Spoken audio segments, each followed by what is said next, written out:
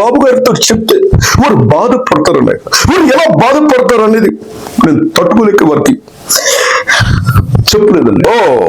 ఇన్నాళ్ళు నీకు బాబు లాంటి అన్నయ్య కావాలి చిరంజీవి, ఇప్పుడు నువ్వు డిప్యూటీ సీఎం అయ్యావు కనుక చంద్రబాబుడికి కావాలి, అంతేనా?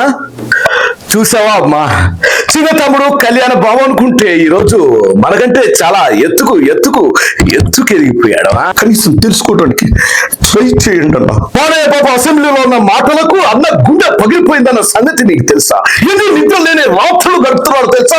ఆకలి లేని రోజులు ఎన్ని రోజుల నుంచి ఉన్నాడు తెలుసా? నీకు తెలియదురా?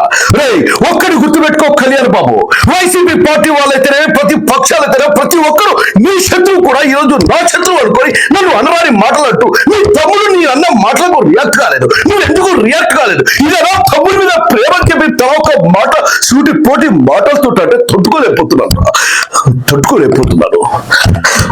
ఒక్కసారి ఆలోచించు. అయినా ఈ రాజకీయాలు నీకు తెలియదు.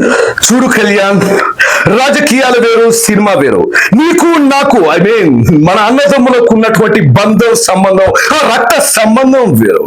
నువ్వు బాబు గారితో ఏం మాట్లాడతావో తెలీదు. రాబోయే రోజుల్లో బాలయ్య బాబు ఇంకొకసారి ఎక్కడ కూడా నా పేరు గాని, నా మాట గాని, నన్ను అనాలని కానీ చూడకుండా చూసుకునే బాధ్యత నీదే.